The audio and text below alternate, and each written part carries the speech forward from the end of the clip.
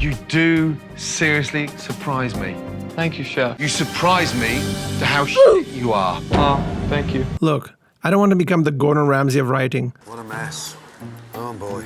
But the more analysis videos I make, the more I'm starting to understand Gordon. The man genuinely loves culinary craft. He traveled the world, tasted some of the finest delicacies, and developed a palate for food and the skill it takes to prepare it. So when someone serves him day-old microwaved food or raw chicken, it's hard for him not to take it as an insult to the craft. It tasted disgusting. The anger doesn't always come from how bad it is, but from how good it could have been. We have the most amazing equipment, and yet the product is shit. When someone claims to be a professional chef and can't even make a simple salad, it can be infuriating. They actually grilled the lettuce. But the real frustration comes from the chef's attitude towards Gordon's feedback. I love the way you got excuses for everything. Excuses, defensiveness, blaming the customer, or questioning Gordon's credentials. Here's a guy from Scotland. What the fuck's he know about lasagna? It's a defense mechanism, and if you watch Kitchen Nightmares, you know those defenses are the first thing that needs to break before the failing restaurant can turn it around. The show is far less about cooking and more about shattering egos of delusional restaurant owners until they're finally willing to see the flaws and fix them. We need to start being honest and open. I can't rebuild on BS. And that's kind of what I want to try in this video. I picked out 7 ego-shattering truths that all writers need to hear before they get too far into their writing journey. Understanding and accepting these harsh realities won't just put you ahead of your peers, it'll help you decide whether you actually want to be a writer at all. Writing is a craft like any other. You need the commitment and the mindset to hone it. But like any craft, the Dunning-Kruger effect is in full swing, so the sooner we get you into the valley of despair, the faster you can climb the slope of enlightenment to the plateau of sustainability. Then let's not waste any time and dive in. Number 1, your first stories will be shit. Let's get this out of the way. Yes, your first stories will be bad, and that's a good thing.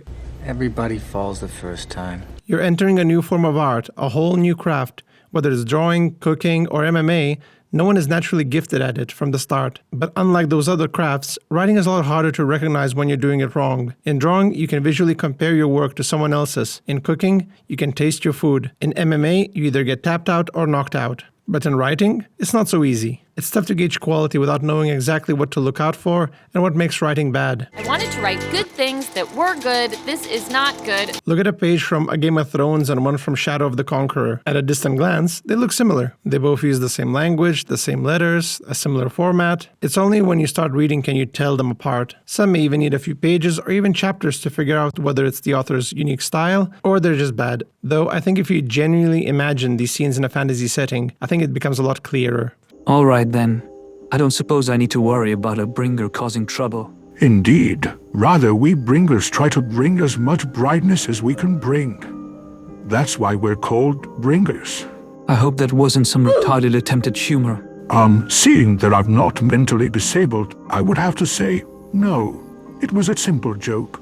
No, if you think that was a joke, you most definitely are mentally disabled. That was unique. Uniquely shit. It's not always this obvious, and that ambiguity makes writing much harder to both learn from and improve yourself. You might read a ton of books and try to mimic the prose of famous authors, but without knowing why or when those writers use certain techniques, you'll end up writing flowery, wordy nonsense without understanding what you're even trying to accomplish. It's like learning to play the piano. You might have listened to thousands of songs, you might have the notes, but even with that, your first attempt at playing something will sound bad. And you don't get mad about it. You understand that you're figuring out how the instrument works, so you practice and practice until you get it right. But then people don't think like that when it comes to writing. Many assume that because they have a cool idea and just write it down, it will be a masterpiece. It won't. And I'm not saying this to discourage anyone. I'm saying it because I want you to be aware. Your first stories exist to help you hone the craft. You're building a familiarity with the writing process. You're activating dormant creative muscles and learning how to actually use them. That's it. Everyone who wants to write something good has to go through this phase. Because to write something good, you have to understand the tools and yourself. Neither of those come without writing a few dozen duds. Who wrote this? It's great, right? So don't expect your first story to be the next Lord of the Rings or Breaking Bad. It won't be. I'm not the one. Sorry, kid. But that doesn't mean you shouldn't try. Of course, if you already think your writing is amazing, then you'll never improve. So just assume that whatever you write, it can always be written better. And in time, you'll figure out how to do it. Number 2, your audience is smarter than you. I was going to add think, but no, This is better. Assume your audience is smarter than you. If someone giving you feedback says, I didn't get it, I didn't understand this, why did this happen, or why did this character do this? It's not because they're dumb or didn't pay attention. It's because you probably didn't communicate your ideas clearly, concisely, or in an engaging way. Perhaps my story is too complex for these young minds. Now, the urge to argue can be strong. You might want to explain what they missed, point out the hints, or defend your choices. But that's rarely productive. After all, there will be moments where your readers will not have you to explain things. If someone misses something important, there's a good chance you didn't emphasize it enough. Maybe the detail was lost in a dense paragraph. Maybe it was formatted poorly. Or maybe it got lost between less relevant information. Either way, the story didn't do its job. Do you know why a ship floats and a stone cannot? The stone sees only downward, but the ship has a secret. Her gaze is not downward but up. Right. The real challenge with feedback is decoding it, because what people say isn't always what they mean. I hate everything about it. The premise is bad and the execution is also bad. Tough, but fair. For example, someone might say, this character is very unlikable. Many writers immediately go for the all reliable. Heh, you know, not every character is meant to be likable. Yes, I know. And yes, that's true. We all love characters we're meant to dislike. The Joker, Joffrey Lannister, Walter White. But here's the thing, no one praises a character by saying they're unlikable. Instead, people say things like, I love to hate him, or he's such a great villain. Unlikable in feedback usually means, I didn't find this character interesting, relatable, or entertaining. I would like to see less of them, please. So instead of arguing, try asking questions. Ask the reader what didn't work. Better yet, ask them to describe the character back to you. If their description doesn't match what you intended, that tells you something was lost in the text. And sure, not every reader is right, and you don't have to bend your story to suit every opinion, but you need to understand why someone gives you that feedback. The problem with the cover cannot be resolved by adding yet more bees, plus actual live bees. Assuming your audience is smarter than you puts you in the right mindset. It takes you out of defense mode and into investigation mode. It helps you stop trying to win the argument and start trying to see the problem. And that's the mindset that helps you grow. Because once you see your work the way your readers do, you can start making the right adjustments. You are writing for them after all, right? Number 3, you're not writing for you anymore. If you're just writing a story for yourself, you don't need to watch this video at all. Go ahead, write your ship fics, your self-insert fantasies, your lore, whatever. But if you're trying to write something other people will actually enjoy, and heck, even pay money for, then it might be time to let go of that indulgent, self-gratifying mindset, because the story is no longer for you, it's for the audience. Not in the sense that you shouldn't enjoy writing it, you just need to find a different type of enjoyment. Let me explain. A good comparison here is tabletop RPGs like Dungeons & Dragons. In these games, you can either be a player or the game master. Players get to play out the story. They create the characters, build backstories, and make choices for those characters. It's personal, it's immersive, it's about them. But the GM is different. The game master has to build the world, structure the adventure, invent the characters, lay out the challenges, keep things moving, and most importantly, make sure the experience is fun and engaging for everyone else at the table. Now sure, both players and the GM are being creative, but notice the direction of that creativity. For the player, it's inward. What does my character do? What is my character's backstory? For the GM though, it's outward. How do I make this adventure exciting for the players? And that's the mindset you need to adopt as a writer. And yet, when I read a lot of beginner writers' stories, it seems to me like they still have the mindset of a player. They are less concerned about constructing the experience for others and more about indulging themselves through their character and expecting others to care about it. You are my pawns. I control your fate. That's typically how you get the Mary Sue characters, repetitive plot beats, overpowered protagonists, inconsistent world building, and forced emotional scenes. Worse still, it's where the hand of the author becomes obvious. Come here, kneel. You'll notice characters being pushed towards acting out of character or events unfolding either too conveniently or in a way that doesn't make sense. Not because the story led us there, but because the author wanted it to happen. These kind of writers tend to be too busy experiencing the story from the inside instead of constructing it from the outside. And that's really the rewarding part of writing. It's not about people admiring how cool your original characters are. It's about engaging the audience and making them care for something they otherwise wouldn't have. I'll try one of these fucking George Martin books and see if this thing is any good. And it just carried me away. It just carried me away. Which are what books are supposed to do. It's this conversation between you and the hypothetical audience. As you write, you have to think, will this prompt the audience to keep reading? What questions would they have? Would they care about the situation at all? Once you start doing that, you learn to let go of your beloved OCs and see them not as main characters, but as parts of a greater experience. You have to take your characters and you have to put them through crises. That's what fiction and drama is all about. Is not your hero has a really good time. Number 4. Do you even have a story? Yeah, I know, a harsh question, right? But I had to ask it more times than I would like. And that's because a lot of beginner writers don't actually know what a story is. They send me piles of documents with their fantasy worlds, magic systems, lore, character descriptions, design, and then go, what do you think about my story so far? What story? You're basically showing me the eggs, milk, and flour and asking me to rate your pancake. You haven't made a story yet. All this data you have is useless without giving it a narrative context. Look, I get it. World building is fun. You made cool character designs, amazing worlds, and all these backstories. But if the story ends up being something like this... And you're walking along, and you,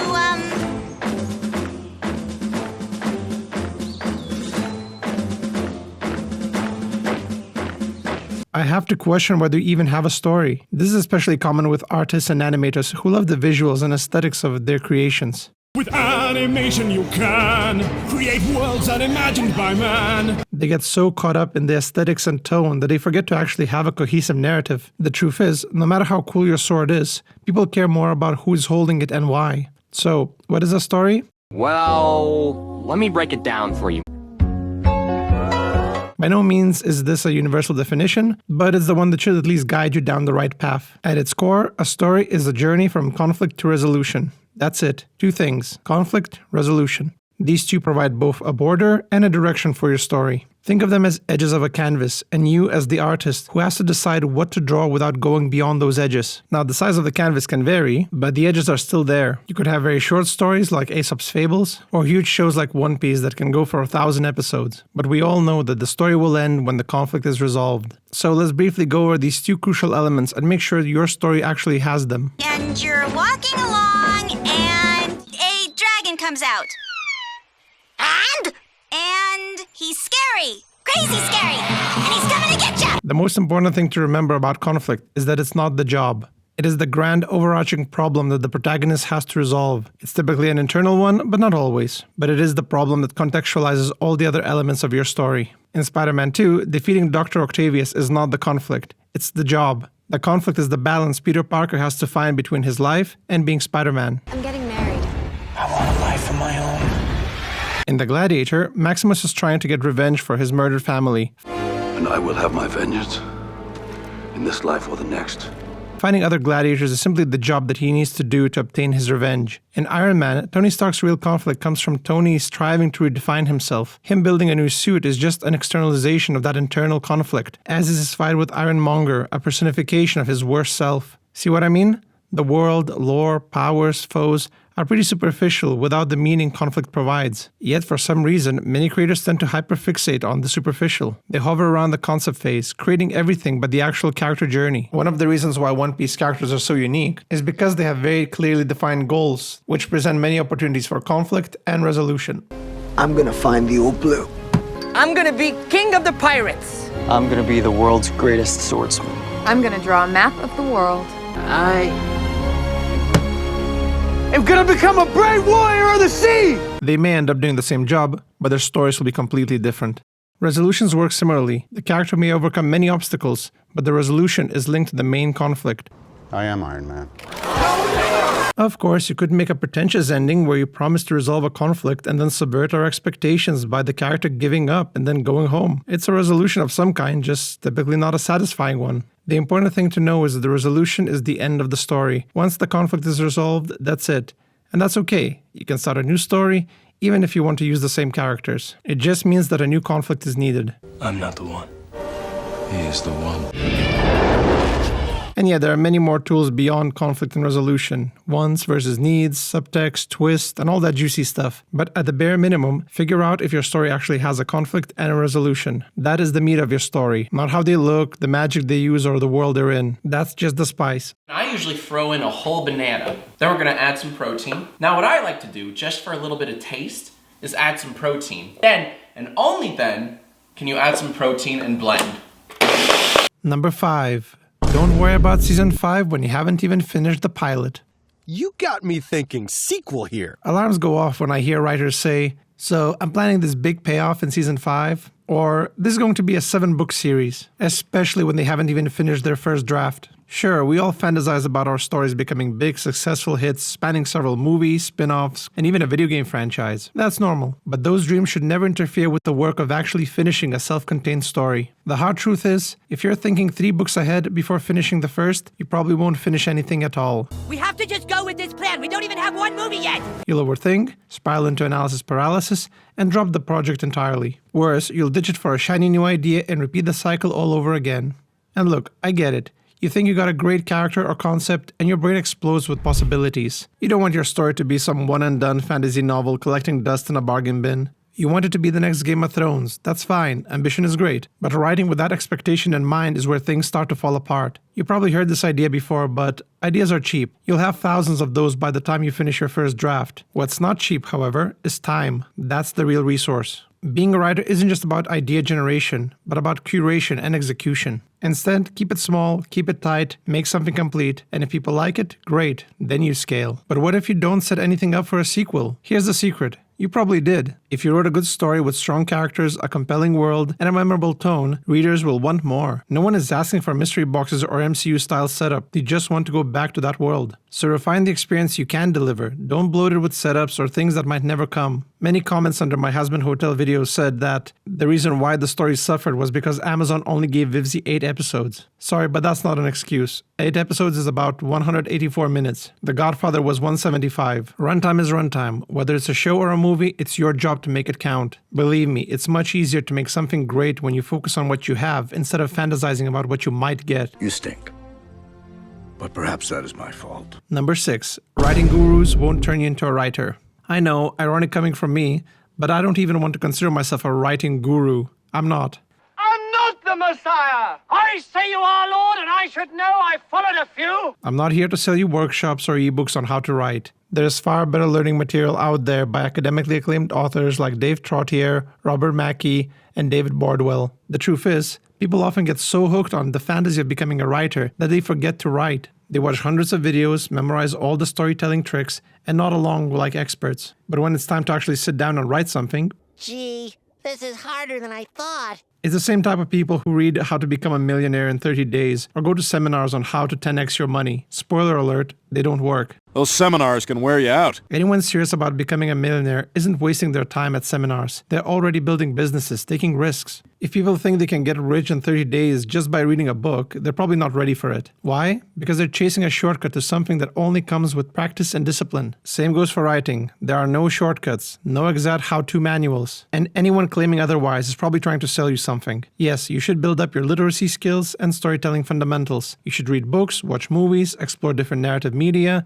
but don't just consume it passively with a second monitor playing while you scroll on your phone. Study them, analyze them. Ask yourself, what was the creator trying to do with the scene? Why did it matter in the story? Write that down, write that down! That's where those aforementioned books come in. They help you recognize those intentions faster, but they won't do the work for you. The rest, well, that's just life. Learning new things, making friends, making enemies, falling in love, falling apart, succeeding, failing, going out and experiencing the world. This is where the write what you know advice actually starts to make sense. If all you know is how to sit in your room and play Fortnite, you're going to struggle to write something meaningful. If you want your stories to have depth, you need to go out and gather experiences. Are you writing about martial artists? Go take a martial arts class. Writing about food? Go cook something. Writing about a long journey through a fantasy wilderness? Go hiking or camping. Go to a medieval castle and take in the experience of being in such a building. Pay attention to the way your body feels, the things you notice, and the thoughts that pop up. Think about how those sensations and experiences could work their way into your story. What inspired this particular idea, the idea of the wall? Well, it was Hadrian's Wall, actually. In 1981, 10 years before I even dreamed of writing these books, I visited England for the first time, and we came to Hadrian's Wall, or the bit that remains to it. And it was fall, it was getting dark and cold in England and Scotland, and I stood up there, and the wind was blowing, and the sun was going down, and I looked off, and I tried to imagine what it was like to be a Roman legionary from Italy or North Africa or the Near East who'd been sent to this really cold place on the edge of the world, and who knew what the hell was beyond there. But you know what's the hard part? Paying attention to your own experiences. It's kind of like how a skater looks at a set of stairs. For most people, stairs are just stairs. For skaters, it's a setup for new tricks. It's the same for writers. Something plain and ordinary can become something fantastic, something incredible. Practicing this mindset will improve your writing far more than any top 10 ways to make your character interesting videos ever could. Some of those videos might be helpful, but I wouldn't get too hooked on them. I wouldn't bother with the ebooks, the character sheets, or whatever else they're selling. You can start throwing in random stuff once you get to this second page, like... Right. There might be some good writing advice, but they might not be for you. And in the end, that's all there is. Just you. And because it's just you, you gotta remember one last thing. Number 7. Less talky, more writey. My absolute favorite rule for new writers, and one many in my Discord have heard me say. Less talky, more writey. Nothing irks me more than people who only talk about writing but never do it. Should I be the one writing about this? I think it should be me. And just do it. Stop talking about it, for God's sake. The Brian Griffins of the world, who won the title of writer but never write anything. I tend to leave those with their delusions. The bigger problem is the never ready type. Okay, here we go. Here we go. The ones who ask a million questions about how to write a great story, but never start because they think they don't know enough or they haven't reached some imaginary threshold. But Trend, I want to be sure I'm doing it right before I begin. That's like saying I want to get fit before I join the gym. You join it to get fit. You write so you can get good at writing. I get it. The fear of failure makes people want to prevent mistakes before they happen. But how can you fix a mistake you haven't made yet? It's a useless exercise that keeps you from ever starting. The only people who don't make mistakes are the ones who never try. And that shouldn't be you. Funny enough, this praise actually came from a Muay Thai coach in Thailand. When I hit the pads, I tried to ask about my technique, but he'd simply say, less talk, more hit. At first, I thought he'd want me to hit perfectly rather than just hit. But here's the secret. Sometimes just hitting the pads is better than obsessing over hitting them right. You're building attributes, discipline, and instincts. Technique can be refined over time. A good coach will spot your flaws and adjust your training, but you have to keep hitting the pads. They can't help you if you sit on the bench talking about your style. You have to step into the ring. And yes, they'll whack you when you drop your guard or trip you when you're off balance. But that's how you learn, by failing, by stumbling. Writing works the same way. I'd love to answer every question, but if you haven't written anything, my advice is meaningless. How do you write your characters more interesting? I don't know. I can't judge a character that doesn't exist. How do you pace your story?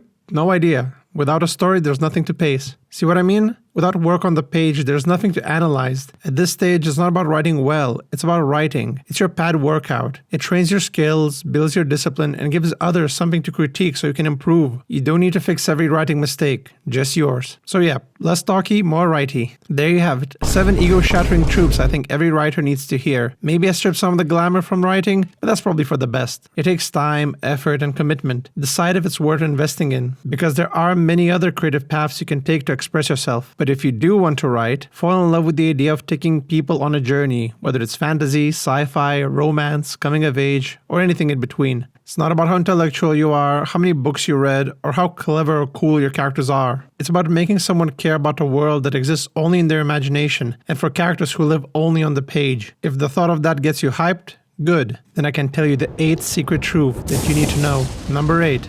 You're not alone in this race. As much as writing feels like a solitary pursuit, like jogging or hitting the gym, becoming a writer isn't. You're stepping into the world filled with millions trying to reach the same goal. There is a reason why I wear a tracksuit instead of a hipster blazer or turtleneck. To me, writing is not about being the chosen one. You guys mind keeping it down? I'm trying to write a novel. It's more like being a side character in a sports anime. Just another determined runner with your own style and philosophy pushing towards your dream. Of course, it may not feel that way when you're writing alone in a cafe with a frappuccino, but it is. Your goal is to reach the readers through your words, just like those who have once reached you. Your rivals? They're your contemporaries. You might not face them head on, but they're still on the same track, tackling the same obstacles. There is something I want to ask you. All right. How the fuck do you write so many books so fast? I've had a really good 6 months. I've written 3 chapters, and you've finished 3 books in that time. So why not run alongside them? Why fall behind when others are running ahead and improving with every single redraft? You can criticize Vivzy Pop all you want, but you can't take away her success. She put in the work, stayed the course, took the hits, and kept moving forward. Yes, her technique has flaws, but that hasn't stopped her from crossing the finish line again and again. If you think you can do better, get on the track. Write, learn, fail, get feedback, then write some more. The key is to keep moving. You might stumble, slow down, and even backtrack, but the only time you truly fail is when you quit entirely. But that's okay too. This track may not be for you. This race is for those with the drive to keep going, no matter how far the goal is. And I hope that this video will give you a head start. Thank you for watching. As always, if you like this video, consider liking and subscribing. There are a bunch of goodies in the description, as well as an invite to the Discord channel, where you can share your work and get feedback. If you see some value in this video and want to support my endeavors, consider leaving a tip on my Ko-Fi page or sending a super thanks. Good luck on your writing journey, and I'll see you around.